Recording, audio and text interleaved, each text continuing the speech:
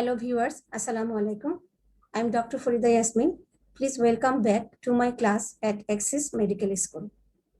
আমি Axis Medical School এবং যারা আজকের এই ক্লাসে অ্যাটেন্ড করছো তাদের সকলকে ধন্যবাদ জানাচ্ছি।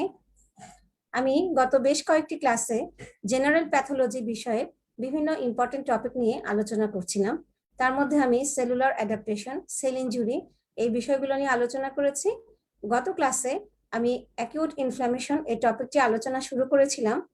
তো নেটওয়ার্ক বিভ্রাটের কারণে ক্লাসটি তোমরা কমপ্লিটলি শুনতে পারোনি, তো সে কারণে ক্লাসটি আজকে আমি রিপিট করছি। তো ইনফ্ল্যামেশন এটা হচ্ছে জেনারেল প্যাথোলজির একটা ফান্ডামেন্টাল এবং বেসিক সাবজেক্ট, বেসিক টপিক। এই টপিকটি অত্যন্ত ইম্পর্টেন্ট। এটা শুধুমাত্র প্যাথোলজি স্টুডেন্ট, আন্ডার গ্রাজুয়েট এবং পোস্ট গ্রাজুয়েট প্যাথোলজি স্টুডেন্ট বা প্রফেশনাল পরীক্ষার জন্য ইম্পর্টেন্ট নয়। আমরা যারা ফিজিশিয়ান আছি, যারা প্রতিনিয়ত পেশেন্টকে ডিল করছি, পেশেন্টকে ম্যানেজ করছি, তাদের সকলের জন্যই ইম্পর্টেন্ট। কারণ আমরা ক্লিনিক্যাল সেটিংয়ে যে পেশেন্টগুলো দেখে থাকি, যে পেশেন্টগুলোকে ম্যানেজ করে থাকি, তার বেশিরভাগই কিন্তু এই ইনফ্ল্যামেটরি ডিজিজের পেশেন্ট থাকে। যদি আমরা ক্যান্সারাস ডিজিজ এবং জেনেটিক ডিজিজগুলো বাদ দিই, তাহলে বাকি অন্যান্য যে ডিজিজগুলো আমরা ক্লিনিক্যাল সেটিংয়ে ডিল করে থাকি তার সবগুলোই ইনফ্ল্যামেটরি ডিজিজের ভিতরেই পড়ে। তো এই কারণে ভালো করে পেশেন্ট ম্যানেজ করার জন্য, যে পেশেন্ট ম্যানেজ করতে হলে আমাকে ডিজিজ ডায়াগনোসিস করতে হবে, আর ডায়াগনোসিস করার জন্য আমাকে অবশ্যই তার প্যাথোজেনেসিস, মরফোলজি, ইটিওলজি এই জিনিসগুলো সম্পর্কে আমাদের একটা ভালো আইডিয়া থাকতে হবে। তো ইনফ্ল্যামেশন এই জন্যই ইম্পর্টেন্ট যে আমরা প্রতিনিয়ত যে পেশেন্টগুলোকে ম্যানেজ করছি সেগুলো ডিজিজ সম্পর্কে প্যাথোজেনেসিস এবং ইটিওলজি জানার জন্য আমাদেরকে ইনফ্ল্যামেশন সম্পর্কে একটা সম্যক আইডিয়া থাকতে হবে। তো প্রথমেই আমরা যেটা বলবো সেটা হচ্ছে ইনফ্ল্যামেশনের ডেফিনিশন। আমরা যদি রবিন্স প্যাথোলজি ডেফিনেশনটা জানি বলি, তাহলে বলতে হয় যে ইনফ্ল্যামেশন হচ্ছে is a respond of vascularise tissue to infections and damage tissue. অর্থাৎ এর আগে আমরা কিন্তু সেল ইনজুরি পড়ে এসেছি, যে সেল ইনজুরিতে বিভিন্ন কারণ, যেমন হাইপোক্সিয়া হোক, টক্সিক এজেন্ট হোক, ইনফেকশাস এজেন্ট হোক, সেল ইনজুরি হয়। তো যখন সেল ইনজুরি হয়, এই সেলগুলো দিয়ে অনেকগুলো একটা টিস্যু তৈরি হয়। তাহলে যখন অনেকগুলো সেল ইনজুরি হবে তখন টিস্যুতে নেক্রোসিস বা টিস্যু ড্যামেজ হবে। এছাড়াও আমাদের বডিতে বাইরে থেকে কোনো টক্সিন অথবা কোনো ইনফেকশাস এজেন্টস যেমন ভাইরাস, ব্যাকটেরিয়া, ফাঙ্গাস, প্যারাসাইট এরা আমাদের বডিতে এন্ট্রি করতে পারে। তো এসব যখন টিস্যুতে ড্যামেজ হয় অথবা কোনো ইনফেকশন হয়, তখন কি হয়, এই টিস্যু যে রেসপন্সটা করবে সেটাকে আমরা বলছি ইনফ্ল্যামেশন। ঠিক যেমন ভাবে আমরা ইনজুরিয়াস স্টিমুলাস আসলে সেলে যেরকম চেঞ্জ হয়, ঠিক একইভাবে ইনফেকশন এবং টিস্যু ড্যামেজ হলে ভাস্কুলারাইজ টিস্যুতে যে চেঞ্জটা হবে সেটাকে আমরা বলি ইনফ্ল্যামেশন। পরবর্তী অংশে, ডেফিনেশনের পরবর্তী অংশে আমরা দেখছি যে that brings cells and molecules of host defence from the circulation to the site where they are needed. অর্থাৎ যেখানে ড্যামেজ টিস্যু বা ইনফেকশাস এজেন্টটা থাকে সেখানে কি হয়, যে কতগুলো সেল এবং মলিকুল আসে যারা আমাদের বডির হোস্ট ডিফেন্সের কাজ করে। এবং এর উদ্দেশ্য কি, in order to eliminate the offending agents.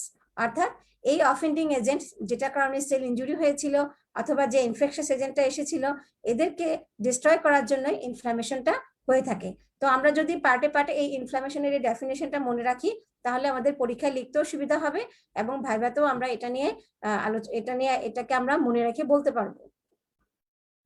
তো এই ইনফ্ল্যামেশনের একটা বিরাট ইতিহাস রয়েছে, যে একদিনেই কিন্তু ইনফ্ল্যামেশনের আইডিয়াটা আমাদের সায়েন্টিস্টরা ধারণা দিতে পারেননি। এটা অনেক আগে থেকে হাজার হাজার বছর ধরে ইনফ্ল্যামেশনের এই আইডিয়াটা ধীরে ধীরে এটা আধুনিকায়ন হয়েছে। তো ঠিক প্রথম যে ইনফ্ল্যামেশনের আইডিয়াটা এসেছিল সেটা হচ্ছে ইজিপশিয়ান প্যাপিরাসে এটা আইডিয়াটা দেওয়া হয়েছিল। পরবর্তীতে বিভিন্ন সায়েন্টিস্ট ইনফ্ল্যামেশনের বিভিন্ন স্টেপস, যেমন কার্ডিনাল সায়েন্স, যেমন ইনফ্ল্যামেশনের যে ফ্যাগোসাইটোসিস, কেমোটক্সিস, এই স্টেপগুলোকে বিভিন্ন সায়েন্টিস্ট তারা তাদের গবেষণার মাধ্যমে আবিষ্কার করেছেন। তো ইনফ্ল্যামেশন কেন হবে, আমাদের জানতে হবে যে কেন ইনফ্ল্যামেশন হবে। আমরা ডেফিনেশনে পড়েছি যে ইনফেকশাস এজেন্ট অথবা ড্যামেজ টিস্যু থাকলে ভাস্কুলারাইজ টিস্যু একটা রেসপন্স করবে, সেই রেসপন্সটাকে আমরা বলছি ইনফ্ল্যামেশন। এবং এর উদ্দেশ্য কি, ডেফিনেশনে বলা হয়েছে to get rid of offending agents. অর্থাৎ যে ব্যাকটেরিয়া, ভাইরাস বা প্যারাসাইটটা শরীরের ভিতরে ঢুকেছিল অথবা যে কোনো কারণে টিস্যুতে নেক্রোসিস বা ড্যামেজ হয়েছিল, সেটা থেকে বডিকে রক্ষা করার জন্য ইনফ্ল্যামেশন হয়। তাহলে বলতে হবে যে এটা হচ্ছে একটা প্রোটেক্টিভ মেকানিজম। প্রোটেক্টিভ কেন, যে এটা আমাদেরকে বডিতে ফরেন বডি থেকে আমাদেরকে রক্ষা করে, বিভিন্ন ইনজুরিয়াস এজেন্টস থেকে আমাদেরকে রক্ষা করে, আচ্ছা, তারপরে যদি ইনফ্লামেশন হতো তাহলে কি হতো, যে ইনফ্লামেশন না হলে ইনফেকশনটা কখনোই কন্ট্রোল হতো না, আমাদের বডিতে যে টিস্যুতে উন্ড ইনজুরি হয় সেটা কখনো হিল হতো না, এবং আমাদের ইনজুর্ড অর্গানগুলো আমাদের পার্মানেন্টলি আমাদের বডিতে থেকে যেত। এখন ইনফ্লামেশন অনেক সময় পটেনশিয়ালি কিছুটা হার্মফুল ইফেক্ট করে।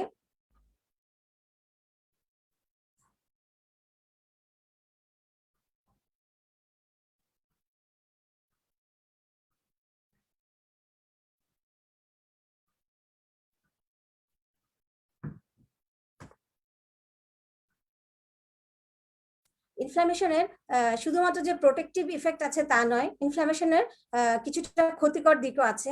কতগুলো ক্রনিক ইনফ্লামেটরি ডিজিজ যেমন rheumatoid arthritis, atherosclerosis, lung fibrosis, এই ডিজিজগুলো ইনফ্লামেশনের ক্রনিক ইনফ্লামেশনের কারণে হয়ে থাকে। তো পরবর্তীতে এই ডিজিজগুলো নিয়ে আমি আলোচনা করব। এখন আসি যে ইনফ্লামেশনের কি কি কারণে হয়। ইনফ্লামেশনের মেইন যে কারণগুলো যদি আমরা বলি তাহলে বলতে হয় ইনফেকশন, ইনফেকশাস এজেন্টস যেমন ব্যাকটেরিয়া, ভাইরাস, ফাঙ্গাস, প্যারাসাইটস, তারপরে trauma, tissue necrosis, foreign body এবং হাইপারসেনসিটিভিটি, এই কজগুলোর কারণে সাধারণত ইনফ্লামেশন হয়ে থাকে। আমাদেরকে ডেফিনেশন অনুযায়ী মেইন দুটো কথা মনে রাখতে হবে, যে ইনফেকশাস এজেন্টস এবং ড্যামেজ টিস্যু, এই দুটো কারণে আমাদের বডিতে বেশি ইনফ্লামেশন হয়ে থাকে। এছাড়া কোনো যদি ফরেন বডি যেমন স্প্লিন্টার, সুচার, ডার্ট এবং হাইপারসেনসিটিভিটি হয় কোনো কারণে, সেক্ষেত্রেও বডিতে ইনফ্লামেশন হয়ে থাকে। তো এই ইনফ্লামেশনকে আমরা যদি দুটো টাইপে ভাগ করেছি, একটা হচ্ছে অ্যাকুট ইনফ্লামেশন এবং ক্রনিক ইনফ্লামেশন। অ্যাকুট ইনফ্লামেশন কখন বলবো? যখনই ইনফেকশাস এজেন্টটা বডিতে ঢুকবে এবং সাথে সাথে যে রেসপন্সটা হবে সেটাকে আমরা বলি অ্যাকুট ইনফ্লামেশন। সেটা হচ্ছে উইদিন মিনিটস টু ডেজ এই ইনফ্লামেশনটা থাকবে। এই ইনফ্লামেশনটা শর্ট ডিউরেশন থাকবে, এবং যে ইনফ্লামেশন অনেক দিন ধরে চলতে থাকবে, অফেন্ডিং এজেন্টটা বডিতেও থেকে যাবে এবং তার প্রোটেক্টিভ যে রেসপন্সটা ভাস্কুলারাইজ টিস্যুর, সেই রেসপন্সটাও অনেকদিন ধরে চলতে থাকবে, তখন সেই কন্ডিশনকে আমরা বলবো ক্রনিক ইনফ্লামেশন। অ্যাকুট ইনফ্লামেশনে সাধারণত আমরা যে সেলগুলো পার্টিসিপেট করে তার মধ্যে সবচেয়ে ইম্পর্টেন্ট হচ্ছে নিউট্রোফিল।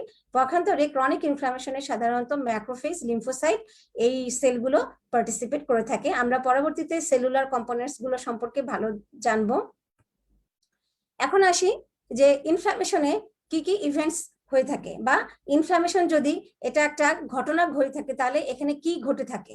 এখানে আমরা এই ফিগারটা, রবিন্স প্যাথোলজির এই ফিগারটাতে আমরা দেখতে পাচ্ছি যে আমাদের টিস্যু, এখানে একটা এপিথেলিয়াল টিস্যু দেখাচ্ছে।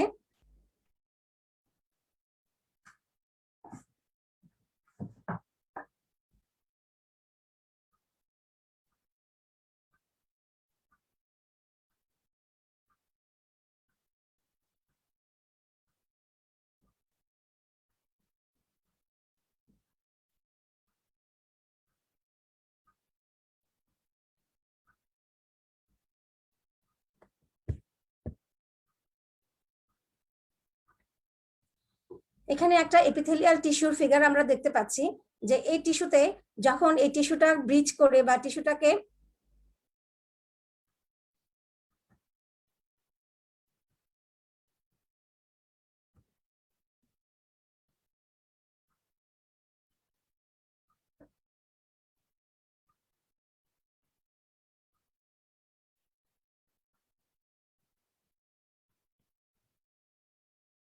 এখানে আমরা যে এপিথেলিয়াল টিস্যুটি দেখতে পাচ্ছি, এই এপিথেলিয়াল টিস্যুটাকে এখানে ব্রিজ করে কতগুলো ফরেন বডি এখানে বা মাইক্রোবস এই টিস্যুতে ঢুকেছে। তো আমরা জানি এপিথেলিয়াল টিস্যুর জাস্ট নিচেই থাকে ল্যামিনা প্রোপ্রিয়া, এবং যেখানে ব্লাড ভেসেল থাকে। তো যখন মাইক্রোবস বা ফরেন বডিটা টিস্যুতে ঢুকে যায়, তখন এখানে টিস্যুতে কতগুলো রেসিডেন্ট সেল থাকে, যেমন macrophage, dendritic cell, mast cell. এই রেসিডেন্ট সেলগুলো এই মাইক্রোবসটাকে তারা সেন্স করে বা বুঝতে পারে যে এখানে একটা ফরেন বডি আছে। তো তখন তারা কিন্তু ডাইরেক্টলি এদেরকে কিল করতে পারে না, তারা করে কি কতগুলো কেমিক্যাল মেডিয়েটর রিলিজ করে। তো এই কেমিক্যাল মেডিয়েটর গুলো রিলিজ করার কারণে এই কেমিক্যাল মেডিয়েটর গুলো তখন করে কি, যে নিয়ার বাই যে ব্লাড ভেসেলটা থাকে, এই ল্যামিনা প্রক্রিয়াতে ছোট ছোট ব্লাড ভেসেল থাকে আমরা জানি প্রতিটা টিস্যুতেই। এই ব্লাড ভেসেলের উপরে কিছু কাজ করে, কি কাজ করে সেটা হচ্ছে এই ব্লাড ভেসেলটা ডাইলেটেড হবে, এর ব্লাড ফ্লো বেড়ে যাবে, এবং এর ভিতরে যে সেলগুলো থাকে আরবিসি, ডাব্লিউবিসি এবং প্লেটলেট, এরা তখন এখানে আসবে এবং এখানে ডাব্লিউবিসির ভিতরে নিউট্রোফিল, অ্যাকুট ইনফ্লামেশন হলে নিউট্রোফিল, মোনোসাইট, এরা তখন করবে কি ব্লাড ভেসেল লিভ করে যেখানে ইনজুরি হয়েছিল বা যেখানে ব্যাকটেরিয়াটা আছে সেখানে তারা চলে আসবে। আসার পরে তারা অ্যাক্টিভেট হবে এবং ব্যাকটেরিয়াটাকে কিল করবে। পরবর্তীতে এই যে এখানে ব্যাকটেরিয়ার সাথে আমাদের হোস্ট সেলের একটা ফাইট হলো, এখানে কিছু টিস্যু ড্যামেজ হলো এবং এই ড্যামেজ টিস্যুগুলো ক্রনিক ইনফ্লামেশন বা ফাইব্রোব্লাস্ট সেল এর মাধ্যমে তারা রিপেয়ার হবে। তাহলে এই প্রত্যেকটা হচ্ছে কি যে ইভেন্টস অফ অ্যাকিউট ইনফ্লামেশন এবং ক্রনিক ইনফ্লামেশন। আমি আরেকবার বলছি যে প্রথমে মাইক্রোবসটা এন্ট্রি করবে, তারপর রেসিডেন্ট সেলগুলো এদেরকে সেন্স করবে বা এদের উপস্থিতি বুঝতে পেরে তারা কেমিক্যাল মেডিয়েটর রিলিজ করবে। এই কেমিক্যাল মেডিয়েটর গুলো কাজ হচ্ছে ব্লাড ভেসেলের উপরে কাজ করা, ব্লাড ভেসেলকে ডাইলেট করা এবং ব্লাড ভেসেলের যে সেলগুলো আছে এর ভিতরে বিশেষ করে নিউট্রোফিল, মোনোসাইট, এদেরকে তারা করবে কি সাইট অফ ইনজুরিতে নিয়ে আসবে। আনার পরে ফ্যাগোসাইটোসিসের মাধ্যমে ফরেন বডিটা কিল হবে এবং পরবর্তীতে এই যে ড্যামেজ টিস্যুটা থাকে এই ড্যামেজ টিস্যুটা ক্রনিক ইনফ্লামেশনের মাধ্যমে রিপেয়ার হবে। তাহলে এই ইভেন্টসটা আমাদেরকে খুব ছোট্ট করে আমাদেরকে ইনফ্লামেশনের পুরো ধাপগুলো আমরা এখানে বুঝতে পারছি। এখন আসি যে ইনফ্লামেশন যখন হয় বডিতে তখন এটা তো ইন্টারনাল অর্গানে হচ্ছে বা ইন্টারনাল টিস্যুতে হচ্ছে, কিন্তু আমাদের বডির বাইরে কি হচ্ছে, অর্থাৎ পেশেন্টকে আমরা কি কি দেখে, কি কি সাইন্স দেখে আমরা বুঝতে পারবো যে অ্যাকিউট ইনফ্লামেশন হচ্ছে। যেমন এখানে একটা পেশেন্টের ফেসে এখানে একটা সোয়েলিং দেখা যাচ্ছে, হ্যাঁ, তাহলে এটাকে আমরা দেখতে পাচ্ছি এটা কালারটা রেড। এখানে যেহেতু ব্লাড ফ্লো বেড়ে যায় সেই ইনফ্লামড এরিয়াতে, সেজন্য সোয়েলিংটা রেড দেখা যাচ্ছে। এবং যদি আমরা এটাকে টাচ করি তাহলে আমরা এটাকে ওয়ার্ম বা হট বুঝতে পারবো, অর্থাৎ এটা টেম্পারেচার বেশি হয়েছে। এখানে সোয়েলিং হয়েছে কেন, এখানে ফ্লুইড অ্যাকুমুলেশন হয়েছে। তারপরে এখানে এবং এই জায়গাটা ধরলে পেশেন্টটা ব্যথা পাবে, অর্থাৎ এখানে পেইন হচ্ছে। এখানে নার্ভ এন্ডিংস থেকে বিভিন্ন কেমিক্যাল মেডিয়েটরের কারণে নার্ভ এন্ডিংস গুলো ইরিটেট হচ্ছে, এই জন্য পেশেন্ট পেইন ফিল করছে এবং এই জায়গাটা পেশেন্ট কোনো কাজ করতে পারছে না, অর্থাৎ পেশেন্টটা হাও করতে পারছে না, অর্থাৎ তার লস অফ ফাংশন হচ্ছে। তাহলে রুবর, ক্যালোর, টিউমার, ডলর এবং লস অফ ফাংশন, এই পাঁচটা হচ্ছে cardinal signs of acute inflammation. আমরা এর মাধ্যমে বুঝতে পারবো যে এই পেশেন্টটা এখানে একটা অ্যাকিউট ইনফ্লামেশনে আক্রান্ত হয়েছে।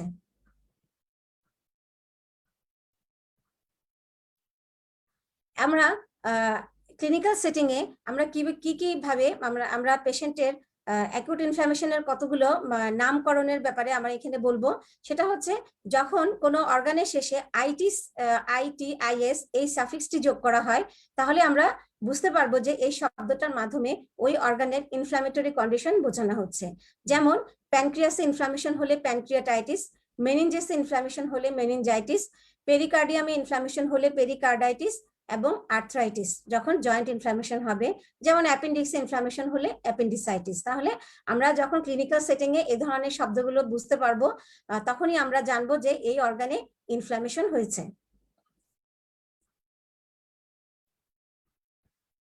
এখন আসি যে অ্যাকিউট ইনফ্লামেশনে কি কি কম্পোনেন্টস আছে। তো অ্যাকিউট ইনফ্লামেশন আমরা ইভেন্টস গুলো বলেছি যে সেখানে কি কি হচ্ছে। তো এখন আসি এখানে তিনটা মেজর কম্পোনেন্ট। প্রথমে হচ্ছে ভাস্কুলার ক্যালিবার অল্টারেশন হবে, অর্থাৎ ভাস্কুলার ক্যালিবারটা বেড়ে যাবে এবং সেখানে ব্লাড ফ্লো বেড়ে যাবে।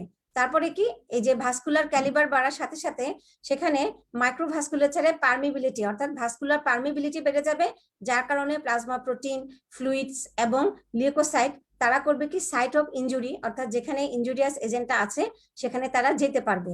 এটাকে আমরা বলছি যে স্ট্রাকচারাল চেঞ্জেস ইন মাইক্রোভাস্কুলেচার। এবং শেষে কি হবে, ইমিগ্রেশন অফ লিউকোসাইট অর্থাৎ ডাব্লিউবিসিটা এই ব্লাড ভেসেল ত্যাগ করে যেখানে সাইট অফ ইনজুরি সেখানে যাবে। তাহলে তিনটা হচ্ছে component, alteration of vascular calibre অর্থাৎ ক্যালিবার বেড়ে যাবে, স্ট্রাকচারাল চেঞ্জ অফ মাইক্রোভাস্কুলেচার এর মানে হচ্ছে কি ইনক্রিজ ভাস্কুলার পারমিবিলিটি এবং emigration of leukocytes towards site of injury. এখন আসি এই যে আমরা যে বলেছি যে ভাস্কুলার কম্পোনেন্টস আছে এবং আমরা যদি দুটো কম্পোনেন্ট মনে রাখি, দুটো, একটা হচ্ছে ভাস্কুলার কম্পোনেন্ট, একটা হচ্ছে সেলুলার কম্পোনেন্ট। তো ভাস্কুলার কম্পোনেন্ট এখানে কোন ব্লাড ভেসেল গুলো ইনভলভ থাকবে, তো যেখানে টিস্যুর যেখানে সাইট অফ ইনজুরি অর্থাৎ ইনফেকশাস এজেন্টটা যেখানে আছে সেখানে যে ব্লাড ভেসেল গুলো আছে সেই ব্লাড ভেসেল গুলো ইনভলভ হবে। তো সেখানে কি ধরনের চেঞ্জ হবে আমি একটু আগেই বলেছি যে পারমিবিলিটি বেড়ে যাবে, ভাস্কুলার পারমিবিলিটি বেড়ে যাবে, ভাস্কুলার ক্যালিবার বেড়ে যাবে, ব্লাড ফ্লো বেড়ে যাবে, এবং এই পারমিবিলিটি বেড়ে যাওয়ার কারণে এর ভিতরে যে প্লাজমা ফ্লুইড গুলো আছে, যে সেল গুলো আছে, এরা করবে কি, এরা বের হয়ে চলে আসবে কোথায় যাবে, সাইট অফ ইনজুরিতে। তো যখন ভাস্কুলার পারমিবিলিটি বাড়ে তখন আমরা দেখতে পাচ্ছি একটা ব্লাড ভেসেলের লাইনিং এ কি থাকে, এন্ডোথেলিয়াল সেল থাকে। তো এই এন্ডোথেলিয়ালটা ইনট্যাক্ট থাকে যাতে করে কোনো সেল বা ফ্লুইড কখনো বের হতে না পারে। কিন্তু যখন ইনফ্লামেশন হবে তখন বিভিন্ন কেমিক্যাল মেডিয়েটর রিলিজ হবে ম্যাক্রোফেজ থেকে, লিউকোসাইট থেকে, ডেনড্রাইটিক সেল থেকে, মাস্ট সেল থেকে। তো এই কেমিক্যাল মেডিয়েটর গুলো করবে কি, যে এই যে ভাস্কুলার পারমিবিলিটি বাড়াতে হেল্প করবে। তো এতে করে কি হবে, ফ্লুইড লিকেজ হবে, অর্থাৎ ফ্লুইড বের হয়ে আসবে এবং সেলুলার কম্পোনেন্ট গুলো বের হয়ে আসবে। তো এই যে ফ্লুইড লিকেজের এর দুটো টাইপ আছে। একটা হচ্ছে যখন ফ্লুইড এবং সেল দুটোই যখন ব্লাড ভেসেল লিভ করবে তখন আমরা জানি যে ফ্লুইডটা কালেক্ট হবে সেখানে প্রচুর সেল থাকবে এবং প্লাজমা ফ্লুইডও থাকবে, প্রোটিনও থাকবে। এই ফ্লুইডটাকে আমরা বলছি এক্সুডেট। আর যেই যখন লিকিং হয়ে ফ্লুইড লিকেজ হয়ে শুধু ফ্লুইড লিকেজ হবে, কোনো সেল আসবে না বা প্রোটিন থাকবে না, তখন আমরা এগুলোকে বলছি ট্রানজুডেট। আমরা যখন হিমোডাইনামিক ডিসঅর্ডার ক্লাসটা করব তখন আমরা এক্সুডেট ট্রানজুডেট নিয়ে আরো ডিটেলস আলোচনা করব। আমাদের শুধু মনে রাখতে হবে যে ইনফ্লামেশনে যে ফ্লুইডটা কালেক্ট হয় সেটা এক্সুডেটিভ ফ্লুইড, এখানে ফ্লুইড থাকে, সেল থাকে এবং প্লাজমা প্রোটিনের পরিমাণটা বেশি থাকে। আর বিভিন্ন হিমোডাইনামিক ডিরেসমেন্টের কারণে যদি ফ্লুইড লিকেজ হয় সেক্ষেত্রে শুধুমাত্র প্লাজমা ফ্লুইডটা লিকেজ হবে, এখানে প্রোটিন বা সেলুলার কন্টেন্টটা কম থাকবে। এরপরে আসি যে এই যে ভাস্কুলার পারমিবিলিটি বাড়লো, এর দুটো মেকানিজম আছে। পারমিবিলিটি বাড়া মানে কি, যে ব্লাড ভেসেল থেকে ফ্লুইড এবং সেলটা লিকেজ হয়ে বাইরে চলে আসে। তো এখন ব্লাড ভেসেল থেকে ফ্লুইড লিকেজ হতে হলে এন্ডোথেলিয়াল ইনজুরি হতে হবে। এই এন্ডোথেলিয়াল ইনজুরিটা দুই রকমের। একটা হচ্ছে দুইটা এন্ডোথেলিয়াল সেলের মাঝখানে গ্যাপ তৈরি হয়, অথবা এন্ডোথেলিয়াল সেলের ইনজুরির মাধ্যমে ডাইরেক্টলি এন্ডোথেলিয়াল সেলকে ক্রস করে ফ্লুইড এবং সেল বের হতে পারে। তাহলে প্রথম মেকানিজমটা কি, একটা হচ্ছে দুটো এন্ডোথেলিয়াল সেল এর মাঝখানে একটা গ্যাপ তৈরি হবে। বিভিন্ন কেমিক্যাল মেডিয়েটর যেমন হিস্টামিন, সেরোটোনিন, এরা করে কি এই এন্ডোথেলিয়াল গ্যাপটা তৈরি করে, এবং এই রেসপন্সটা হয় খুব শর্ট লিভড। যেমন কোনো কারণে পেশেন্টের বার্ন, হঠাৎ করে যদি আমরা অনেক টেম্পারেচারে আমাদের বডিতে লাগে, বার্ন হয় বা কোনো টক্সিন রিলিজ হয়, তখন এরকম এন্ডোথেলিয়াল গ্যাপিং হয়ে ফ্লুইড লিকেজ হতে পারে। অথবা আরেকটা কারণেও যে ডাইরেক্টলি এন্ডোথেলিয়াল ইনজুরি হতে পারে, যেমন মাইক্রোবিয়াল টক্সিন, বার্ন, এগুলোর কারণেও এন্ডোথেলিয়াল সেলে ইনজুরি হয়ে এন্ডোথেলিয়াল সেলের মাঝখান দিয়েই ট্রান্সসাইটোসিসের মাধ্যমে ফ্লুইড লিকেজ হতে পারে। তাহলে দুটো মেকানিজমে আমাদের ভাস্কুলার পারমিবিলিটি হয় ইনফ্ল্যামেশনে। এখানে আমরা দেখতে পাচ্ছি যে সাধারণত ব্লাড ভেসেলের ভিতরে ঠিক মাঝ বরাবর যে আরবিসিটা, যে লাল লাল সেলগুলো আরবিসি, এরা ফ্লো করে, আর একটু সাইড দিয়ে ডাব্লিউবিসি গুলো থাকে। তো যখন ভাস্কুলার পারমিবিলিটি বেড়ে যায় বা ভাস্কুলার ডাইলেটেশন বেড়ে যায় ইনফ্লামেটরি বিভিন্ন ইভেন্টস এর সময়, তখন এই ডাব্লিউবিসি গুলো তার সেন্ট্রাল সাইড থেকে সে সাইডে চলে আসে। এটাকে আমরা বলি মার্জিনেশন। অর্থাৎ লিউকোসাইটটা সেন্ট্রাল অ্যাক্সিয়াল কলাম থেকে যখন সাইডে ওয়ালের ক্যাপিলারি ভেসেলের ওয়ালে সাইডে চলে আসে, এটাকে আমরা বলি মার্জিনেশন। এটা কিভাবে হয়, যে প্রথমে ভাস্কুলার ক্যালিবার যখন বেড়ে যায় তখন ব্লাড ফ্লোটা স্লো হয়ে যায়, স্লাগিশ হয়ে যায় এবং আরবিসি গুলো স্ট্যাক হয়ে যায়, এটাকে আমরা বলি স্ট্যাসিস। তো যে সময় স্ট্যাসিস হয় তখন লিউকোসাইট গুলো আস্তে আস্তে ব্লাড ভেসেল লিভ করার জন্য সাইড ওয়ালের কাছে চলে আসে, যেটাকে আমরা বলছি মার্জিনেশন। পরবর্তী ধাপে কি হয়, যখন মার্জিনেশন হলো, তো পরবর্তী ধাপে এই লিউকোসাইটটা কি করবে, এন্ডোথেলিয়ালের গায়ে লেগে যাবে, যেটাকে আমরা বলি রোলিং এবং অ্যাডহেশন। এই মার্জিনেশন হওয়ার সময় সে রোলিং করতে করতে সে এন্ডোথেলিয়ালের গায়ে লেগে যাবে। প্রথমে লুজ অ্যাডহেশন থাকে, পরবর্তীতে ফার্ম অ্যাডহেশন হয়, এবং অ্যাডহেশনের পরবর্তীতে সে করে কি, এন্ডোথেলিয়াল যে গ্যাপ হচ্ছে বিভিন্ন কেমিক্যাল মেডিয়েটরের কারণে, এই গ্যাপ দিয়ে এই লিউকোসাইটটা বের হয়ে আসতেছে, যেটাকে আমরা বলি ট্রান্সসাইটোসিস বা ডায়াপেডেসিস। এবং সবার শেষে কি হয়, এই লিউকোসাইটটা বিভিন্ন কেমিক্যাল গ্রেডিয়েন্টের অ্যাট্রাকশনে করবে কি, যেখানে ফরেন বডি আছে সেখানে চলে আসবে, যেটাকে আমরা বলি কেমোট্যাক্সিস। তাহলে স্টেপগুলো হচ্ছে কি, margination, rolling, loose adhesion, firm adhesion, then transcytosis or diapedesis, then chemotaxis and সবার শেষে হচ্ছে ফ্যাগোসাইটোসিস। তো এই যে ইনফ্লামেশনের প্রত্যেকটা event, margination, rolling, diapedesis, phagocytosis, এই যে ইভেন্টস গুলো চলছে, এখানে কিন্তু বিভিন্ন রকমের কেমিক্যাল মেডিয়েটর প্রয়োজন। তার মধ্যে এখানে তোমাদের শুধু এত জটিল কথা মনে রাখার দরকার নেই, কয়েকটা কেমিক্যাল মেডিয়েটর বা সাইটোকাইনের কথা যদি তোমাদের মনে রাখতে হয়, যেমন এন্ডোথেলিয়াল সেল থেকে আসে সিলেকটিন মলিকুল, তারপরে নিউট্রোফিল থেকে আসে ইন্টিগ্রিন মলিকুল, এছাড়া ইন্টারলিউকিন 1, টিউমার নেক্রোসিস ফ্যাক্টর, এই সাইটোকাইন গুলো এই প্রত্যেকটা স্টেপে কাজ করে যাতে করে নিউট্রোফিলটা সাইট অফ ইনজুরিতে গিয়ে ব্যাকটেরিয়াকে কিল করতে পারে এবং ফ্যাগোসাইটোসিস হতে পারে। তাহলে এই যে লিউকোসাইটের এই যে জার্নিটা, এটা হচ্ছে ইনফ্লামেশনের একটা সেলুলার ইভেন্টস, অর্থাৎ মেইন সেলুলার ইভেন্টসটাই হচ্ছে লিউকোসাইটের journey from vascular lumen towards site of injury. এবং এর উদ্দেশ্য কি, যে এই ফরেন বডিটাকে কিল করাই হচ্ছে এর উদ্দেশ্য। তো এখন আসি, এই যে লিউকোসাইট এই যে সাইট অফ ইনজুরিতে যাচ্ছে, তো এর একটা নাম আছে, সেটাকে আমরা বলি কেমোট্যাক্সিস। তাহলে কেমোট্যাক্সিসের যদি শর্ট ডেফিনেশন আমরা রবিন্স প্যাথোলজির কথা বলি, সেটা হচ্ছে locomotion along the chemical gradient, অর্থাৎ একটা কেমিক্যাল গ্রেডিয়েন্টের ইনফ্লুয়েন্সে লিউকোসাইটের যে locomotion towards the site of injury, সেটাকে আমরা বলছি কেমোট্যাক্সিস। এখানে কিছু কেমিক্যাল মেডিয়েটর হেল্প করে, সেজন্য এটাকে বলা হচ্ছে কেমোট্যাক্সিস। তো কি কারণে কেমোট্যাক্সিস হবে, অর্থাৎ লিউকোসাইট, এখানে আমরা ছবিতে ইলেকট্রন মাইক্রোস্কোপিক ছবি দেখতে পাচ্ছি, একটা লিউকোসাইট তার এই যে ডালপালা মতো তারা সে আস্তে আস্তে সে মুভ করে করে সাইট অফ ইনজুরিতে যাচ্ছে। তো কখন কেমোট্যাক্সিস হবে, ব্লাড ভেসেলের ভিতরে লিউকোসাইট থাকে, সে রেস্টিং অবস্থায় থাকে, হ্যাঁ, কিন্তু যখন কোনো ব্যাকটেরিয়া ঢুকে বা কোনো টিস্যু নেক্রোসিস হয়, তখন সে এই নেক্রোস টিস্যুকে ডিস্ট্রয় করার জন্য এবং ব্যাকটেরিয়াকে ডিস্ট্রয় করার জন্য এই যে নিউট্রোফিলটা সে করে কি, এই যে কেমিক্যাল মেডিয়েটরের ইনফ্লুয়েন্সে সে সাইট অফ ইনজুরিতে যায়। তো কোন কোন জিনিসগুলো কেমোট্যাক্সিসে হেল্প করে, একটা হচ্ছে এক্সোজেনাস, যেমন ব্যাকটেরিয়াল প্রোডাক্টস, আরেকটা হচ্ছে এন্ডোজেনাস, মানে আমাদের বডিতে কিছু সাইটোকাইন রিলিজ হয়, যেমন complement 5A, leukotriene B4, interleukin 8। এই সাইটোকাইন গুলো যখন বিভিন্ন সেল থেকে রিলিজ হয়, তখনও লিউকোসাইটটা কেমোট্যাক্সিস হচ্ছে। তাহলে আমাদের মনে রাখতে হবে যে কি কেমোট্যাক্সিস কি, কোন কোন স্টিমুলাসের প্রভাবে কেমোট্যাক্সিস হচ্ছে এবং কোন কোন সাইটোকাইন কেমোট্যাক্সিসে ইনভলভ হচ্ছে। এখন আসি, কেমোট্যাক্সিস হয়ে লিউকোসাইটটা যেখানে ফরেন বডি আছে অথবা কোনো ড্যামেজ টিস্যু আছে, সেখানে সে আসলো, যেটাকে আমরা বললাম কেমোট্যাক্সিস। তার পরবর্তীতে কি হবে, তার পরবর্তীতে এই যে ফরেন বডি বা ভাইরাস বা ব্যাকটেরিয়াটা আছে, সেটাকে কিল হবে, সেটাকে আমাদের ডিস্ট্রয় করতে হবে। এই সেলগুলো ম্যাক্রোফেজ এবং নিউট্রোফিল এই সেল ফরেন বডিটাকে কিল করবে, যেটাকে আমরা বলি ফ্যাগোসাইটোসিস। তো ফ্যাগোসাইটোসিসের এরকম বিভিন্ন রকম স্টেপ আছে। তো এই স্টেপগুলো কি কি আমরা সেটা দেখছি। প্রথমে হচ্ছে এই ফ্যাগোসাইট সেল, আমাদের একটা প্রশ্ন আসে, ভাইভাতে জিজ্ঞেস করা হয় যে ফ্যাগোসাইটিক সেল বডিতে কি কি আছে। আমরা যদি বলি, প্রথম 1 নাম্বার সেল হচ্ছে ম্যাক্রোফেজ, যেটা কিনা ব্লাডে মনোসাইট হিসেবে থাকে, পরবর্তীতে টিস্যুতে গিয়ে সে লং লিভিং হিসেবে থাকে। এই টিস্যু ম্যাক্রোফেজ হচ্ছে 1 নাম্বার ফ্যাগোসাইটিক সেল, হ্যাঁ, যেটা যে কোনো ফরেন বডিকে কিল করতে পারে। এছাড়াও অ্যাকুট ইনফ্লামেশনে অ্যাক্টিভেটেড যে নিউট্রোফিল থাকে, সেই সেলটাও ফ্যাগোসাইট হিসেবে কাজ করতে পারে, অর্থাৎ নিউট্রোফিলও কিন্তু ফরেন বডি কিল করতে পারে। তাহলে আমাদের ফ্যাগোসাইটিক সেল বললে আমাকে নিউট্রোফিল এবং ম্যাক্রোফেজ দুটো সেলের কথাই আমাকে বলতে হবে। তো ফ্যাগোসাইটোসিসের কি কয়েকটা স্টেপ আছে, তার মধ্যে প্রথমে হচ্ছে কি রিকগনিশন এন্ড অ্যাটাচমেন্ট, অর্থাৎ প্রথমে ফরেন বডিটাকে চিনতে হবে।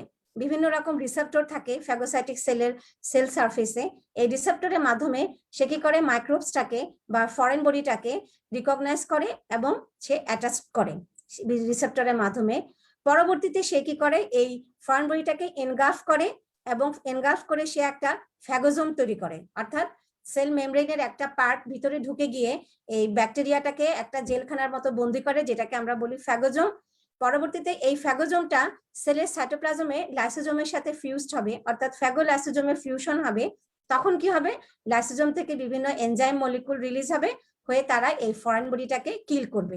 তাহলে 3টা স্টেপ আমাদের মনে রাখতে হবে: recognition and attachment, engulfment and fusion of phagolysosome, and then killing and degradation. এখানে আমরা ফিগারের মাধ্যমে বুঝতে পারছি এই যে সেল, ফ্যাগোসাইটিক সেল, এই সেলের মেমব্রেন, এই মেমব্রেনে বিভিন্ন ধরনের রিসেপ্টর থাকে, ম্যানোজ রিসেপ্টর বা স্ক্যাভেঞ্জার রিসেপ্টর থাকে। এই রিসেপ্টরের মাধ্যমে সে প্রথমে ফরেন বডিটাকে সে রিকগনাইজ করে এবং অ্যাটাচ করে। পরবর্তীতে সে সেল মেমব্রেনটাকে ভিতরে ফোল্ড করে সে একটা ফ্যাগোজোম তৈরি করে, যে যার ভিতরে এই ফরেন বডিটা থাকে। এই ফ্যাগোজোমটা করে কি, লাইসোজোমের সাথে ফিউজড হয়ে ফ্যাগোলাইসোজোম তৈরি হয়, যেখানে লাইসোজোমাল এনজাইমগুলো রিলিজ হয় এবং মাইক্রোবসকে কিল করে। তো মাইক্রোবসকে কিলিং এবং ডিগ্রেডেশনের বিভিন্ন পদ্ধতি আছে, যেমন রিঅ্যাক্টিভ অক্সিজেন স্পিসিস তৈরি হয়, রিঅ্যাক্টিভ নাইট্রোজেন স্পিসিস তৈরি হয়, এগুলোর মাধ্যমে সে ফরেন বডিকে কিল করে। তাহলে আমরা ইনফ্লামেশনের যে সেলুলার ইভেন্টস সেগুলো সম্পর্কে আমরা জানলাম, যে সেল নিউট্রোফিল কি করে ব্লাড ভেসেল লিভ করে, সাইট অফ ইনজুরিতে আসে, কেমোট্যাক্সিস হয় এবং ফ্যাগোসাইটোসিস হয়। এই ইনফ্লামেশনের এই ইভেন্টস গুলো এটা কিন্তু একা একা হচ্ছে না বা স্বতঃস্ফূর্ত হচ্ছে না, এখানে বিভিন্ন রকমের কেমিক্যাল কম্পোনেন্টস বা কেমিক্যাল মেডিয়েটরস আছে যারা এই কাজগুলোতে হেল্প করে। তাহলে আমাদের আরেকটা ইম্পর্টেন্ট টপিক হচ্ছে ইনফ্লামেশনের, সেটা হচ্ছে ইনফ্লামেটরি মেডিয়েটর। তো তাহলে আমরা যদি একে ডিফাইন করতে যাই তাহলে বলতে হবে যে ইনফ্লামেটরি মেডিয়েটরস আর chemical substance who that can help various events of inflammation. যে কেমিক্যাল সাবস্টেন্স গুলো ইনফ্লামেশনের বিভিন্ন ইভেন্টস কে হেল্প করে, মেডিয়েট করে, তাদেরকে আমরা বলছি ইনফ্লামেটরি মেডিয়েটর। তো আমরা যদি একে তিনটা মেইন গ্রুপে ভাগ করি, একটা হচ্ছে লিপিড প্রোডাক্টস, আরেকটা হচ্ছে ভ্যাজোঅ্যাক্টিভ এমাইন্স, আরেকটা হচ্ছে কমপ্লিমেন্টস বা সাইটোকাইনস। তো এগুলো এই মেডিয়েটর গুলো সেলের ভিতরে কোনো সেলের ভিতরে প্রিফর্ম অবস্থায় থাকতে পারে, অথবা তারা ইনফ্লামেশনের সময় নিউলি সিনথেসাইজ হতে পারে। আবার কিছু কিছু যেমন সাইটোকাইন, কমপ্লিমেন্ট, এরা প্লাজমাতেও থাকে। তাহলে বিভিন্ন সোর্স থেকে আমরা এই ইনফ্লামেটরি মেডিয়েটর গুলো পেয়ে থাকি। তো আমরা যদি এদেরকে গ্রুপিং করি তাহলে আমরা বলবো ভ্যাজোঅ্যাক্টিভ এমাইন যেমন হিস্টামিন, সেরোটোনিন, লিপিড প্রোডাক্টস যেমন প্রোস্টাগ্ল্যান্ডিন, অ্যারাকিডনিক অ্যাসিড মেটাবোলাইটস, এবং সাইটোকাইনস এবং কমপ্লিমেন্টস, এই যেগুলো প্লাজমা প্রোটিনে থাকে, এগুলোই হচ্ছে মেইন কেমিক্যাল মেডিয়েটর। তোমরা বই দেখে লিস্টটা দেখে নিবে।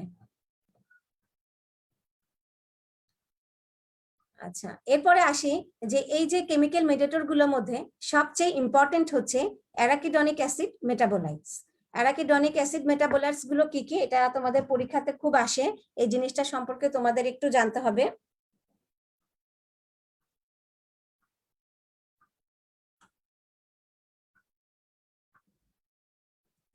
তো অ্যারাকিডনিক অ্যাসিড মেটাবোলাইট সম্পর্কে বলতে গেলে বলতে হয় যে এইগুলো কোথা থেকে আসে। তো অ্যারাকিডনিক অ্যাসিড এটা আসলে ডাইরেক্ট মানে বডিতে ডাইরেক্টলি তৈরি হয় না। আমাদের সেল মেমব্রেনে আমরা জানি যে লিপিড বাইলেয়ার দিয়ে তৈরি, এখানে ফসফোলিপিড থাকে। তো যখন ইনফ্ল্যামেটরি এজেন্টস গুলো আসে, কোনো ব্যাকটেরিয়াল টক্সিনস বা ড্যামেজ টিস্যু থাকে এই সেলের আশেপাশে থাকে, তখন এই সেলের যে ফসফোলিপিডসটা আছে সেটা করে কি, এই ফসফোলাইপেজ এনজাইমের মাধ্যমে ভেঙে যায় বা তার একটা রিয়াকশন হয়, হওয়ার পরে সেখানে অ্যারাকিডনিক অ্যাসিড তৈরি হয়। অর্থাৎ যখন সেল মেমব্রেনে কোনো ইনজুরিয়াস এজেন্টস, কোনো মাইক্রোবস বা ব্যাকটেরিয়াল টক্সিনস, এগুলো যখন তার অ্যাটাচমেন্টে আসে, তখন এই ফসফোলিপিডসটা ফসফোলাইপেজ এনজাইমের মাধ্যমে ভেঙে অ্যারাকিডনিক অ্যাসিড তৈরি করে। তো এই অ্যারাকিডনিক অ্যাসিডের উপরে আবার দুই ধরনের এনজাইম কাজ করে, যেমন সাইক্লোঅক্সিজেনেজ এনজাইম এবং লাইপোঅক্সিজেনেজ এনজাইম। তো যখন সাইক্লোঅক্সিজেনেজ এনজাইম কাজ করে তখন এক ধরনের কেমিক্যাল মেডিয়েটর তৈরি হয়, আর যখন লাইপোঅক্সিজেনেজ এনজাইম কাজ করে তখন আরেক ধরনের কেমিক্যাল মেডিয়েটর তৈরি হয়। তো যখন সাইক্লোঅক্সিজেনেজ এনজাইম পাথওয়েতে আমরা সাধারণত দেখে থাকি প্রোস্টাগ্ল্যান্ডিন, প্রোস্টাসাইক্লিন, থ্রোম্বোক্সিন, এই জিনিসগুলো তৈরি হয়। আর লাইপোঅক্সিজেনেজ পাথওয়েতে লিউকোট্রাইন গুলো তৈরি হয়ে থাকে।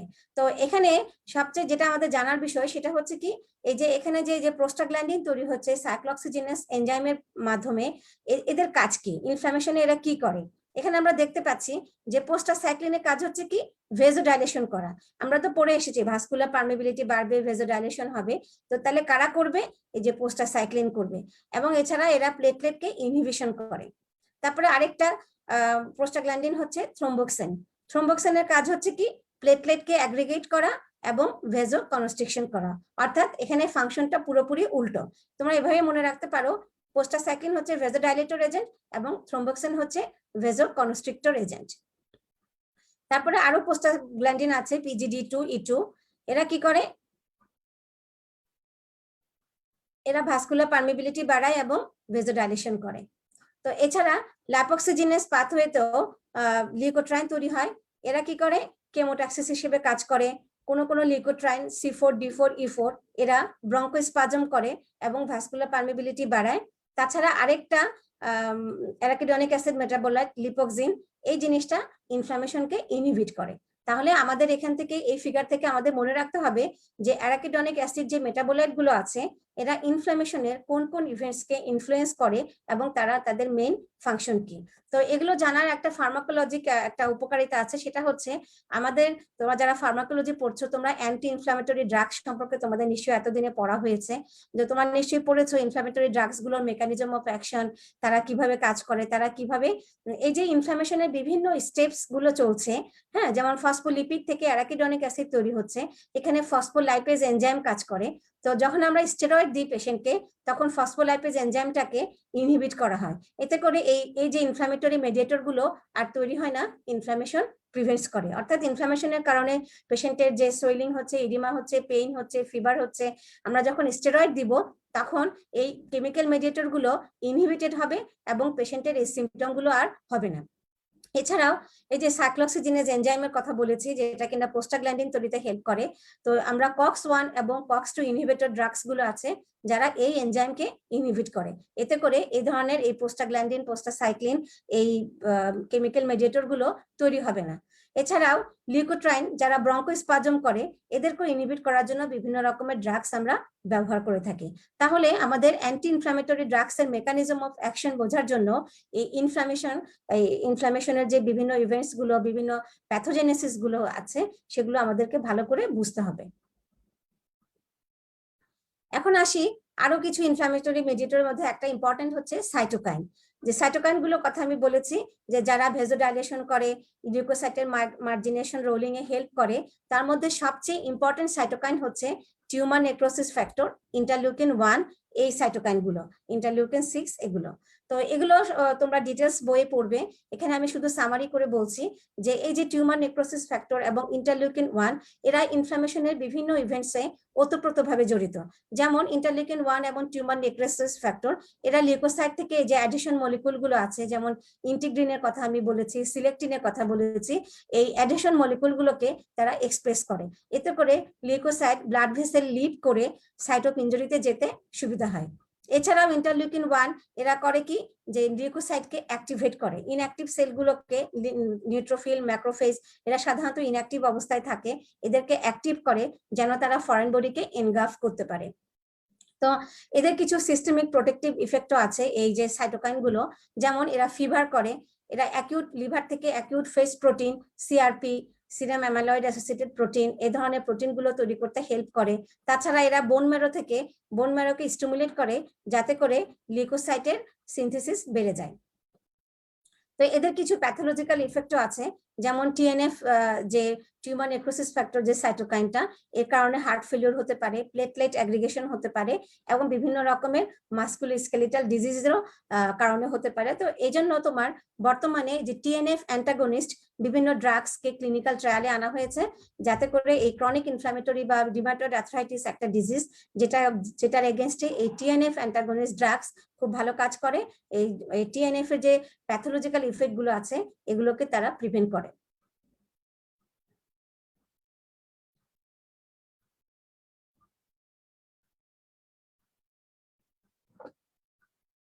এখন আসি আরেকটা গুরুত্বপূর্ণ কেমিক্যাল মেডিয়েটরের কথা আমি বলেছি, কমপ্লিমেন্ট অ্যাক্টিভেশন।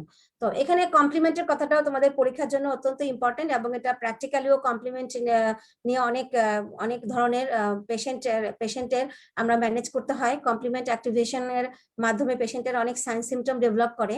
তো এই যে কমপ্লিমেন্ট কি, তো এটা বলতে হবে যে এগুলো হচ্ছে একটা প্রোটিন, প্লাজমাতে থাকে, প্লাজমাতে তারা সলিউবল অবস্থায় থাকে। তো সাধারণত এদের সংখ্যা হচ্ছে 20টা, আমরা C1 থেকে C9 এই 9টা নম্বরে আমরা এদেরকে ডিনোট করে থাকি। তো এরা প্লাজমাতে ইনঅ্যাক্টিভ অবস্থায় থাকে। তো যখন ইনফ্লামেটরি বিভিন্ন ইভেন্টস হয় তখন এই কমপ্লিমেন্ট প্রোটিন গুলো অ্যাক্টিভেট হয়। তো এই কমপ্লিমেন্ট প্রোটিন গুলো আমরা জানতে হবে যে কমপ্লিমেন্ট প্রোটিন গুলো কখন অ্যাক্টিভেট হবে। সাধারণত যে ইনঅ্যাক্টিভ সলিউবল অবস্থায় থাকে এরা কখন অ্যাক্টিভেশন হয়, সাধারণত এটা 3টা পাথওয়েতে অ্যাক্টিভেশন হয়।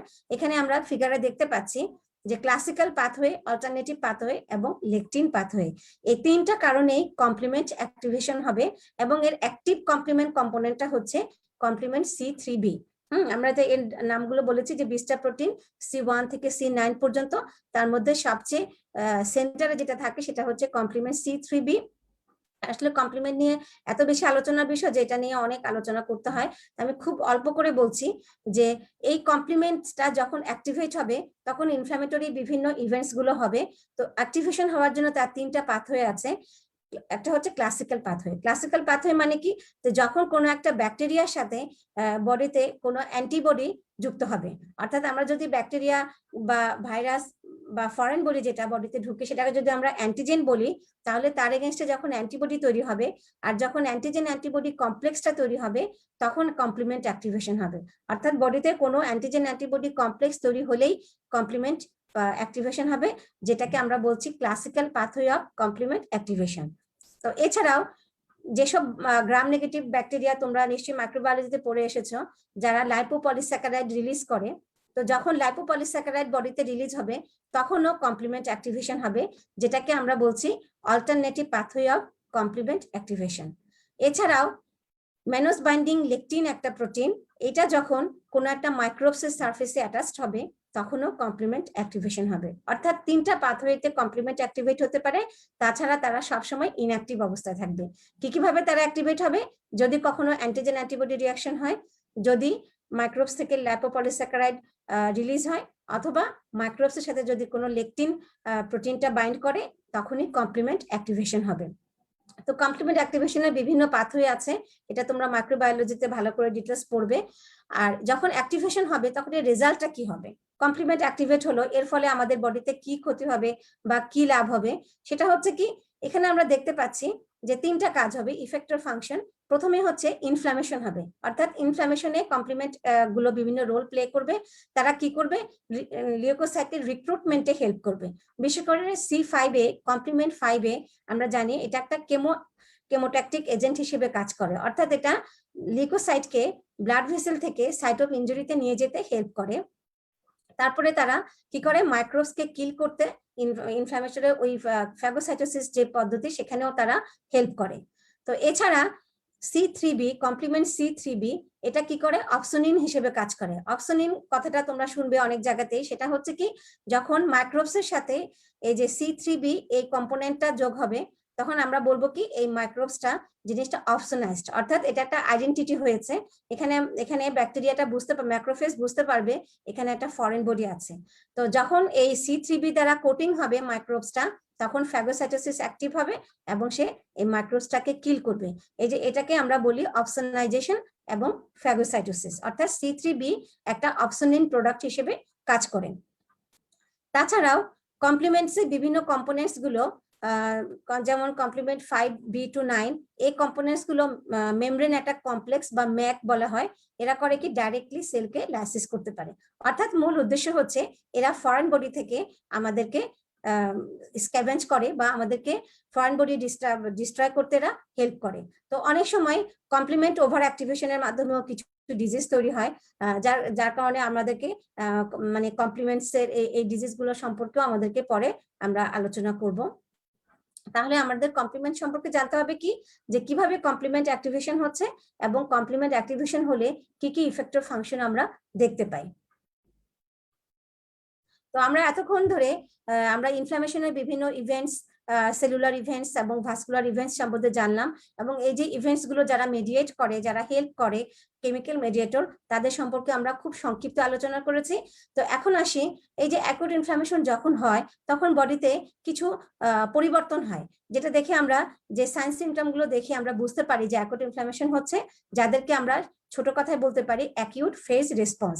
যেমন ফিভার, আমরা জানি পেশেন্টের ইনফ্লামেশন হলে জ্বর আসে, যদি অ্যাপেন্ডিসাইটিস হোক, ফ্যারিঞ্জিয়াইটিস হোক, মেনিনজাইটিস হোক, হ্যাঁ, প্যানক্রিয়াটাইটিস হোক, গ্যাস্ট্রোএন্টেরাইটিস হোক, পেশেন্টের একটা অ্যাকুট ফেজ রেসপন্স হচ্ছে কি, জ্বর আসে বা ফিভার হয়, পেশেন্টের লিউকোসাইটোসিস হয়। এই যে আমরা বলেছি যে কেমিক্যাল মেডিয়েটর গুলো বোন ম্যারোকে অ্যাক্টিভেট করে, বোন ম্যারো থেকে লিউকোসাইট প্রোডাকশন বেড়ে যায়।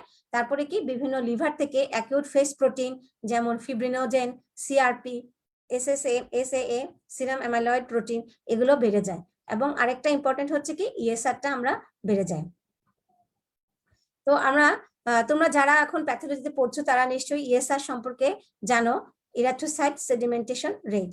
অর্থাৎ আমাদের এখানে তোমরা জানো যে সাধারণত ব্লাডের যে আরবিসি গুলো থাকে এরা নেগেটিভলি চার্জ থাকে, এরা একটার সাথে একটা লেগে থাকে না, অর্থাৎ তারা রিপেল করে, ইচ আদারকে তারা রিপেল করে, তারা দূরে দূরে থাকে। কিন্তু যখন অ্যাকিউট ফেস প্রোটিন যেমন আমরা বলেছি ফিব্রিনোজেন তৈরি হয়, তখন করে কি এই নেগেটিভ চার্জটার লস হয়ে যায়, তখন আরবিসি গুলো ক্লাম্প হয়ে যায় বা স্টাকড হয়ে যায়।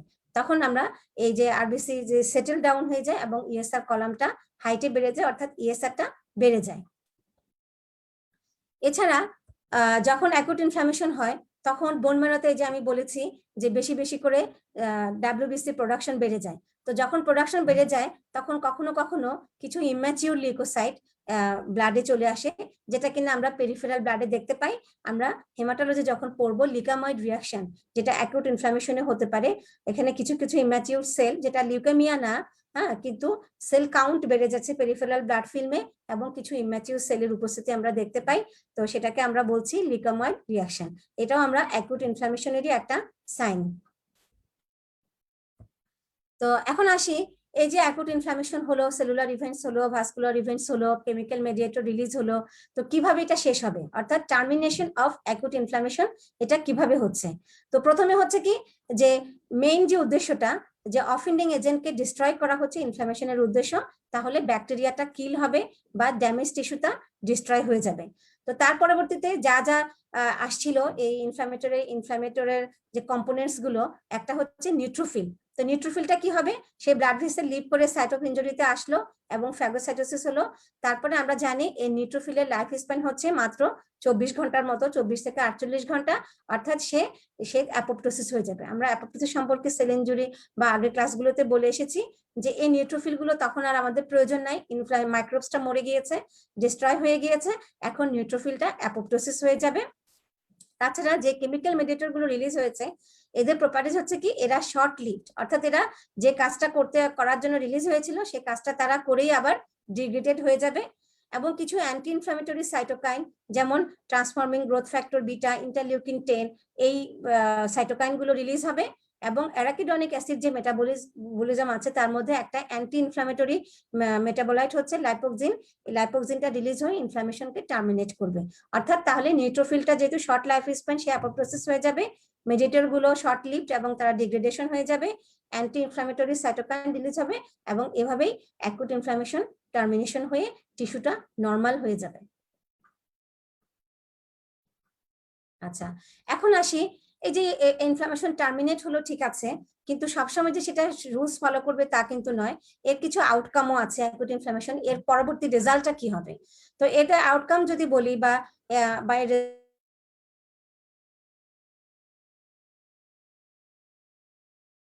হয়ে যাবে, অর্থাৎ কমপ্লিট রিজলিউশন হয়ে যাবে, অর্থাৎ ইনজুরিয়াস এজেন্টটা ডিস্ট্রয় হয়ে যাবে, নিউট্রোফিল গুলো অ্যাপোপ্টোসিস হবে, কেমিক্যাল মেডিয়েটর গুলো ডিগ্রেডেশন হয়ে যাবে এবং টিস্যুটা কমপ্লিটলি নরমাল অবস্থায় চলে আসবে। আচ্ছা, যদি কখনো এরকম হয় যে ইনজুরিয়াস এজেন্টটা পারসিস্টেন্ট থাকলো, তো তখন অনেক সময় এই অ্যাকুট ইনফ্লামেশন থেকে ক্রনিক ইনফ্লামেশন হতে পারে এবং এই ইনফ্লামেটরি কেমিক্যাল মেডিয়েটর গুলো রিলিজ হতে থাকবে, যেমন ভাইরাল ইনফেকশন, ক্রনিক ইনফেকশন, যখন পারসিস্টেন্ট ইনজুরি থাকে অথবা কোনো অটোইমিউন ডিজিজ হয়, তখন এই যে ইনফ্লামেশন পুরোপুরি টার্মিনেট না হয়ে এটা লং লাস্টিং অবস্থায় চলে যায়, যেটাকে আমরা বলি ক্রনিক ইনফ্লামেশন। তাছাড়াও আরেকটা হতে পারে যখন টিস্যু ইনজুরি অনেক বেশি হয়, অনেক বেশি নেক্রোসিস হয় তখন, বা টিস্যু ডিস্ট্রাকশন বেশি হয়, তখন সেখানে এই টিস্যুটা ফাইব্রাস টিস্যু দ্বারা রিপ্লেসমেন্ট হয়ে, যেটাকে আমরা বলছি ফাইব্রোসিস। তাহলে তিনটা কথা আমাদের মনে রাখতে হবে আউটকাম বলতে গেলে, একটা হচ্ছে কমপ্লিট রিজলিউশন বা টিস্যুটা পুরোপুরি নরমাল হয়ে যাবে, আর যদি স্পেশাল কোনো ইনফেকশন যেমন viral infection, chronic infection, autoimmune disease হলে এখানে ইনফ্লামেশনটা অনেক দিন ধরে চলতে থাকবে, লং লাস্টিং হয়ে যাবে, যেটাকে আমরা বলবো ক্রনিক ইনফ্লামেশন। এবং যদি অ্যাকুট ইনফ্লামেশনের টিস্যু নেক্রোসিস অনেক বেশি হয়, অ্যাবসেস ফর্মেশন হয়, তখন সেখানে এই ডিস্ট্রয়েড টিস্যুটাতে ফাইব্রোসিসের মাধ্যমে রিপ্লেসমেন্ট হবে। তাহলে এটা হচ্ছে আরেকটা হচ্ছে ফাইব্রোসিস, রিজলিউশন, ক্রনিক ইনফ্লামেশন এবং হিলিং বাই ফাইব্রোসিস। এই তিনটি হচ্ছে outcome of acute inflammation. Last যে পয়েন্টসটা আমি ইনফ্লামেশনের বলবো সেটা হচ্ছে আমরা কিভাবে মরফোলজিক্যালি চিনবো যে অ্যাকিউট ইনফ্লামেশন হয়েছে। তো আমরা যদি মেইন মরফোলজি বলতে চাই তাহলে আমরা দুটো জিনিস বলতে হবে, একটা হচ্ছে ফ্লুইড অ্যাকুমুলেশন হবে এবং লিউকোসাইট অ্যাকুমুলেশন হবে। অর্থাৎ আমরা একটা টিস্যুতে, একটা এক্সট্রাভাস্কুলার টিস্যুতে আমরা ফ্লুইড এবং ডাব্লিউবিসি, বেশি ইম্পর্টেন্ট হচ্ছে নিউট্রোফিলের অ্যাকুমুলেশন যখন দেখতে পাই, সেটাকেই আমরা বলতে পারবো এটা একটা অ্যাকিউট ইনফ্লামেটরি সাইট। তো এটা হচ্ছে একটা টিপিক্যাল মরফোলজি যে ফ্লুইড এবং সেল অ্যাকুমুলেশন। কিন্তু যখন আমরা এছাড়াও স্পেশাল টিস্যু অনুযায়ী বা টিস্যুর রকম ভেদে এই মরফোলজিক্যাল প্যাটার্নও কিছুটা চেঞ্জ হয়। তার মধ্যে কয়েকটা প্যাটার্নের মধ্যে একটা হচ্ছে সেরাস ইনফ্লামেশন। তো সিরাস কথাটা আমরা কখন ব্যবহার করি? যখন থিন ফ্লুইড, এই যে আমরা বলেছি ইনফ্লামেশনের মেইন হলমার্কস হচ্ছে ফ্লুইড এবং লিউকোসাইট, ফ্লুইড কালেকশন এবং লিউকোসাইট অ্যাকুমুলেশন।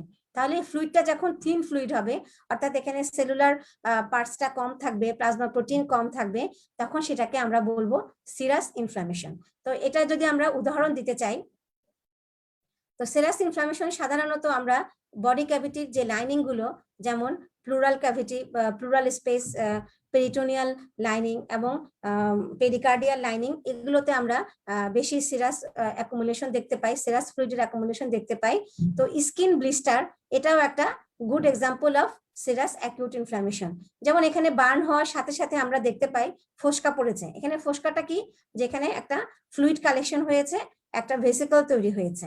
তো এখানে অর্থাৎ এখানে টিস্যু ফ্লুইড এখানে অ্যাকুমুলেশন হয়েছে এবং তার স্কিনের আমরা হিস্টোপ্যাথোলজিতেও দেখতে পাচ্ছি যে এপিডার্মিসের জাস্ট নিচে একটা গ্যাপ, এই গ্যাপে একটা থিন ফ্লুইড অর্থাৎ ট্রান্সুডেটিভ ফ্লুইড এখানে জমা হয়েছে। এটাকে আমরা বলছি serous type of acute inflammation. এখানেও আমরা দেখতে পাচ্ছি যে স্কিনের নিচে এখানে একটা ফ্লুইড স্পেস যেটা ফাঁকা দেখা যাচ্ছে, তো সেখানে আমরা সেরাস ফ্লুইড অ্যাকুমুলেশন হয়েছে। তো সাধারণত আমরা বার্ন, প্লুরাইটিস, পেরিকার্ডাইটিস এই ধরনের টিস্যুগুলোতে আমরা সেরাস ইনফ্লামেশন দেখতে পাই। তারপর আরেকটা মরফোলজি হচ্ছে ফিব্রিনাস ইনফ্লামেশন। এখানে সাধারণত এটাও আমরা প্লুরা, পেরিকার্ডিয়াম, পেরিটোনিয়াম এগুলোতে আমরা এই ফিব্রিনাস ইনফ্লামেশন দেখতে পাই। তো এখানে আমরা ইনফ্লামেশনের মধ্যে যে ফ্লুইড সিক্রেশন হচ্ছে এবং সেল আসছে, এই ফ্লুইডটাতে ফিব্রিন থাকবে, অর্থাৎ প্লাজমা প্রোটিনে, প্লাজমা ফ্লুইডে যে ফিব্রিনটা থাকে, ভাস্কুলার পারমিবিলিটি বেড়ে গিয়ে প্রচুর ফিব্রিনটা এই ফ্লুইডের ভিতরে অ্যাকুমুলেশন হবে। তো সাধারণত আমরা পেরিকার্ডিয়ামে ফিব্রিনাস পেরিকার্ডাইটিস এই জিনিসটা আমরা দেখতে পাই। তো যদি আমরা এটাকে হিস্টোলজি করি, আমরা দেখব কি যে ইসোনোফিলিক মেশওয়ার্ক অফ থ্রেডস অর অ্যামরফাস কোয়াগুলাম হিসেবে আমরা দেখতে পাবো। এখানে আমরা এই যে হার্টের বাইরে যে পেরিকার্ডিয়াম কাভারিং, এখানে আমরা থিক পেরিকার্ডিয়াম এবং এখানে আমরা ডিপোজিট অফ ফিব্রিন দেখতে পাচ্ছি। তো হিস্টোলজিতে আমরা amorphous eosinophilic মেশওয়ার্ক of fibrin thread দেখতে পাচ্ছি আমরা। তাহলে এই ফিব্রিনাস ইনফ্লামেশন এটা হচ্ছে একটা one of the morphological pattern of acute inflammation. তাছাড়া আরেকটা মরফোলজিক্যাল প্যাটার্ন হচ্ছে সাপুরেটিভ ইনফ্লামেশন, যেটাকে আমরা সহজ কথায় অ্যাবসেস বলি। তো অ্যাবসেসে সাধারণত অ্যাবসেস হচ্ছে কি যে এটা বডি ক্যাভিটিতে এখানে কি কি থাকে, central core of necrotic tissue থাকে এবং এর পেরিফেরিতে কিছু ভায়াবল লিউকোসাইট থাকতে পারে এবং এর ওয়ালে গ্রানুলেশন টিস্যু থাকে। তো একটা কনফাইন্ড স্পেসে যখন এই নেক্রোস টিস্যু এবং ভায়াবল লিউকোসাইট গুলো জমা হয়, তখন সেটাকে আমরা বলি অ্যাবসেস। আর এই যে কন্টেন্টটা তৈরি হলো এটাকে আমরা বলি পাস, হ্যাঁ, বা আমরা বাংলায় আমরা এটাকে বলতে পারি ফোড়া। হ্যাঁ, যখন কোথাও ইনফেকশন হয় আমরা বলি কি ফোড়া হচ্ছে। ফোড়াটা হচ্ছে কি, এটাকে অ্যাবসেস বলা হচ্ছে এবং অ্যাবসেসের এটা একটা কনফাইন্ড স্পেসে একটা টিস্যুতে বাড়ির অবস্থায় থাকে এবং এর ভিতরে কি থাকে, নেক্রোস টিস্যু থাকে এবং এর পেরিফেরিতে কিছু ভায়াবল লিউকোসাইট থাকতে পারে এবং তার বাইরে গ্রানুলেশন টিস্যু থাকে। তো এটাকে যদি আমরা ডিফাইন করি তাহলে বলতে হবে localised collections of purulent inflammatory tissue, এটাই হচ্ছে অ্যাবসেস। তোমরা সার্জারিতে গেলেও অ্যাবসেস আমরা অনেক সময় সার্জিক্যাল ড্রেসিং এর দরকার হয়, ড্রেনেজের দরকার হয়, তো সেখানে তোমরা অ্যাবসেস কেস অনেক দেখতে পাবে। তো এখানে আমরা লাং অ্যাবসেস একটা ছবি দেখতে পাচ্ছি, যে এখানে লাংসে যে পাস, যেটা এটা একটা গ্রে হোয়াইট একটা ম্যাটেরিয়াল, এই পাসগুলো এখানে আমরা দেখতে পাচ্ছি খালি চোখে। আর যদি হিস্টোপ্যাথোলজি করি তাহলে আমরা দেখতে পারবো নেক্রোস টিস্যু এবং তার চারদিকে কিছু ভায়াবল লিউকোসাইট এবং তার চারপাশে ডাইলেটেড ব্লাড ভেসেলস বা গ্রানুলেশন টিস্যু আমরা দেখতে পাবো। এটা দেখে আমরা সাপুরেটিভ ইনফ্লামেশন বা অ্যাবসেস সম্পর্কে আমাদের ধারণা হবে। এরপরে আরেকটা হচ্ছে আলসারেটিভ ইনফ্লামেশন, বা এটাও আরেকটা important morphological pattern of acute inflammation. আমরা যদি আলসারের কথা বলি, তোমরা নিশ্চয়ই পেপটিক আলসারের কথা শুনেছো, যেটা স্টমাক ডিউডেনামে হয়ে থাকে বা জিআইটি তে হয়ে থাকে। তাছাড়া আমরা স্কিনেও আলসার হতে পারে, বিভিন্ন অর্গানে আলসার হতে পারে। তো প্রথমে আসি যে আলসারটাকে আমরা কি বলি, আলসারকে আমরা কিভাবে ডিফাইন করব। যে আলসার হচ্ছে একটা discontinuity in the surface epithelial lining or tissue due to sloughing of necrotic cell. অর্থাৎ একটা এপিথেলিয়াল সারফেসে, যে কোনো অর্গানের সারফেস এপিথেলিয়ামে যখন প্রথমে নেক্রোসিস হবে এবং নেক্রোসিস হওয়ার পরে ওই নেক্রোস টিস্যুগুলো স্লাফিং হয়ে যাবে এবং সেখানে একটা ডিসকন্টিনিউশন তৈরি হবে, সেটাকে আমরা বলবো আলসার। তো এটাও আমরা সার্জারিতে আমরা প্রচুর আলসার কেস ডিল করে থাকি। অনেক সময় পেপটিক আলসার পারফোরেশন হয়ে একটা অ্যাকিউট ইমার্জেন্সি ডেভেলপ করে। হ্যাঁ, পেশেন্ট অ্যান্টি আলসারেন্ট ড্রাগস অনেকে নিতে হয়। তো তাহলে আলসারকে আমরা কিভাবে বলবো, যে এটা হচ্ছে একটা discontinuity in the surface epithelial lining or tissue due to sloughing of necrotic cell. অর্থাৎ এপিথেলিয়াল টিস্যুতে প্রথমে নেক্রোসিস হয়েছে, পরে এই নেক্রোটিক সেলটা যখন ঝরে পড়ে যায় তখন এপিথেলিয়াল টিস্যুতে যে ডিসকন্টিনিউটি তৈরি হয় সেটাকে আমরা বলি আলসার। তো এগুলো সাধারণত কোথায় হয়, লাইনিং এপিথেলিয়াম, যেমন আমি জিআইটি তে স্টমাকের ডিউডেনামের কথা বলেছি। এছাড়া স্কিন এবং সাবকিউটেনিয়াস টিস্যুতেও আলসার হতে পারে। তো আলসারকে আমরা হিস্টোপ্যাথোলজি করে আমরা কি পাবো, যে এখানে পলিমরফো নিউক্লিয়ার বা নিউট্রোফিলে ইনফিলট্রেট পাওয়া যাবে মার্জিনে, গ্রানুলেশন টিস্যু পাওয়া যাবে এবং ফাইব্রোসিস পাওয়া যাবে। তো এখানে আমরা স্টোমাকের ওয়ালে একটা আলসারেটিভ গ্যাপ দেখতে পাচ্ছি, ক্রনিক ডিউডেনাল আলসার এখানে আমরা দেখতে পাচ্ছি, এবং হিস্টোপ্যাথোলজি আমরা দেখতে পাচ্ছি এখানে এপিথেলিয়াল সারফেসের একটা ডিসকন্টিনিউশন। অর্থাৎ এই জায়গাটা প্রথমে নেক্রোসিস হয়েছিল, পরবর্তীতে এই নেক্রোস টিস্যুটা স্লাফ আউট হয়ে গিয়েছে এবং এর যে মার্জিনে আমরা কি পাচ্ছি, ইনফ্লামেটরি সেল, গ্রানুলেশন টিস্যু এবং ফাইব্রোটিক টিস্যু। তাই এভাবে করে আমরা, অর্থাৎ আলসার হয়ে প্রথমে অ্যাকিউট ইনফ্লামেশন ছিল, পরবর্তীতে সেটা ক্রনিক ইনফ্লামেশনে টার্ন নিয়েছে। তো এখানে আমরা স্টোমাক এবং ডিউডেনামে কয়েকটা পেপটিক আলসারের সাইট আমরা দেখতে পাচ্ছি। তোমরা সার্জারিতে প্রচুর পেপটিক আলসারের কেস, বা মেডিসিনও গ্যাস্ট্রোএন্টারোলজিতেও তোমরা পেপটিক আলসারের কেস ডিল করবে। তো পেপটিক আলসারের প্যাথোজেনেসিসটা কি, যে এটা হচ্ছে কি, যেটা হচ্ছে একটা অ্যাকিউট ইনফ্লামেশনের একটা মরফোলজিক্যাল প্যাটার্ন, যেখানে প্রথমে নেক্রোসিস হবে এবং পরবর্তীতে এপিথেলিয়ালটা স্লাফ আউট হয়ে একটা গ্যাপ তৈরি করবে। তো এখানে আমরা কয়েকটা অ্যাকিউট ইনফ্লামেশনের কয়েকটি এক্সাম্পল দেখতে পাচ্ছি। তো যেমন এখানে একটা অ্যাপেন্ডিক্স, আমরা এটা ক্রস সেকশন দেখছি, অ্যাপেন্ডিক্সটা ইনফ্ল্যামড, অর্থাৎ এটা ইডিমেটাস এবং এটা সাইজে অনেক বড় হয়ে গিয়েছে এবং এখানে কিছু নেক্রোসিসও দেখা যাচ্ছে। তাহলে এটাকে আমরা বলবো অ্যাকিউট অ্যাপেন্ডিসাইটিস। তারপরে ব্রেইনে মেনিনজেসিক ইনফ্লামেশন হয়েছে, অ্যাকিউট মেনিনজাইটিস।